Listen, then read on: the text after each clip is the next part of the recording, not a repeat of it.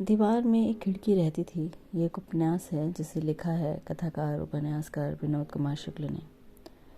विनोद कुमार जी छत्तीसगढ़ से हैं और इसके पूर्व भी उन्होंने बेहतरीन सृजन किया है। उनका ये उपन्यास अपने आप में बहुत विशिष्ट है।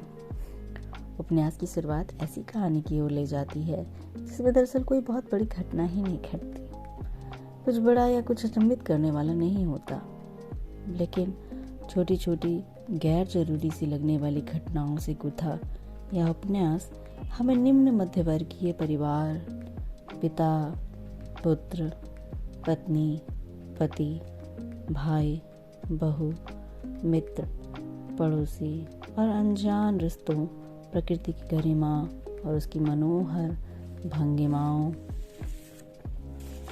और चंचल बच्चों सा खिलखिलाता परिवेश इस पूरी कहानी को बड़े सुंदर तरीके से करता है। कहानी रघुवर प्रसाद और उसकी नवब्याहता वधू सोनसी के जीवन से गुथी लिपटी आगे बढ़ती है।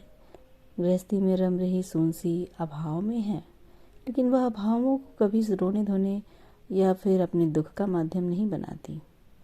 वह अपनी परिस्थितियों को स्वीकार करती हुई अपने पति के संसार में सुख की, खुशी की एक सपनेल दुनिया बना लेती है।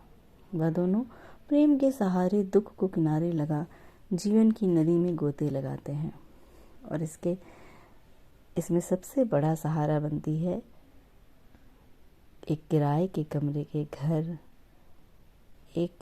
घर में जो एक कमरा है उसमें लगी खिड़की। ये खिड़की एक ऐसी जगह का मार्ग थी जो किसी स्वर्ग की ओर जाने का मार्ग जैसी लगती थी। ऐसा स्वर्ग जिसकी पगडंडियां एक छोटे से जंगल की ओर बढ़ती थी, जिसमें एक नदी, चट्टान, वृक्ष, पक्षी और बूढ़ी औरत का घर है। यह बूढ़ी औरत इस परिवेश की जीवंतता को और अधिक जीवंत बनाती है। इस खिड़की के बाहर की दुनिया हर किसी को मनोरम लगती है, जो जीवन के हर दुख को जैसे हर लेती है।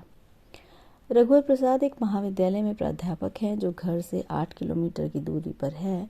इस उपन्यास की कथा में एक मुख्य मुद्दा जो दिखता है वह यह कि रघुवर प्रसाद अपने महाविद्यालय जाएं तो जाएं कैसे।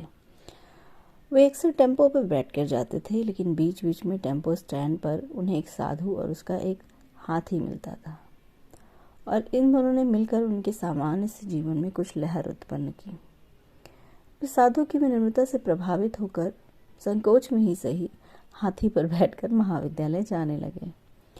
महाविद्यालय से घर और घर से महाविद्यालय जाने के दौरान यह हाथी केवल उनके जीवन में ही नहीं, सोनसी, पड़ोसी, प्राचार्य और रास्ते में चलते व्यक्ति सभी के मन में कौतूहल उत्पन्न करता है। सभी की इच्छा इस हाथी पर बैठने की हो जाती है। रघुवर प्रसाद महाविद्यालय में हाथी पर आने से हंसी के पात्र बनते हैं। वही उनका लगाव साधु और हाथी से निरंतर बढ़ता ही जाता है और एक समय ऐसा आता है कि सोनसी और रघुवर दोनों ये सोचते हैं कि साधु अगर कहीं जाए तो हाथी को उनके घर पर छोड़ता चला जाए। साइकिल मिलने, हाथी मिलने, साइकिल छूटने की जद्दोजहद के बीच धीरे धीरे खिसकती यह कहानी प्रेम के उन पलों को बीच बीच में प्रस्तुत करती है जिन्हें नग्न व अश्लील तरीके से प्रस्तुत करने के बजाय ऐसे रूप में प्रस्तुत किया गया है कि अश्लीलता की जगह अंतरंग पलों को में सौंदर्य का इस तरह से प्रवेश होता है कि उस आनंद प्राप्ति को पाठक अलग ही तरह महसूस करता है। शैलीगत दृष्टि से देखें तो यह उपन्यास अनूठे प्रयोग करता है, जैसे कहना और सुनना, ना कहना फिर भी सुन लेना और कहना फिर ना भी सुन पाना। यह प्रक्रिया बार बार कथा के बीच में प्रयुक्त हुई है और पात्रों के संवाद के बीच में विशेषकर रघुवर और सोनसी के मध्य तो बार बार आई है। कहानी में पात्र ने क्या कहा की बजाय क्या कहा होगा का प्रयोग किया गया है। वाक्यों के बीच में एक काव्यात्मकता का अनुभव हर पल बना रहता है। होना, ना होना या क्या होना, क्या होगा या क्या हुआ होगा की दृष्टि से जीवन को प्रश्नों को देखा गया है।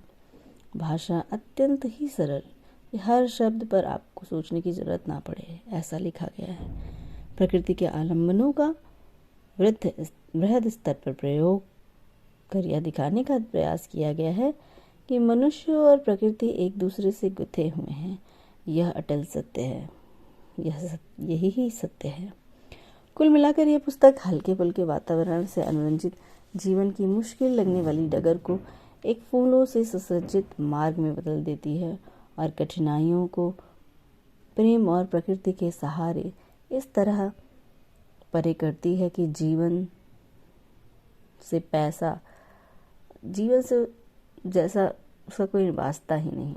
इसी कारण तो रघुवर के कालेपन की जो समस्या उपन्यास के पहले पृष्ठ पर थी, वह उनके जीवन की चांदनी से स्निग्ध हो कहीं धूमिल पड़ जाती है।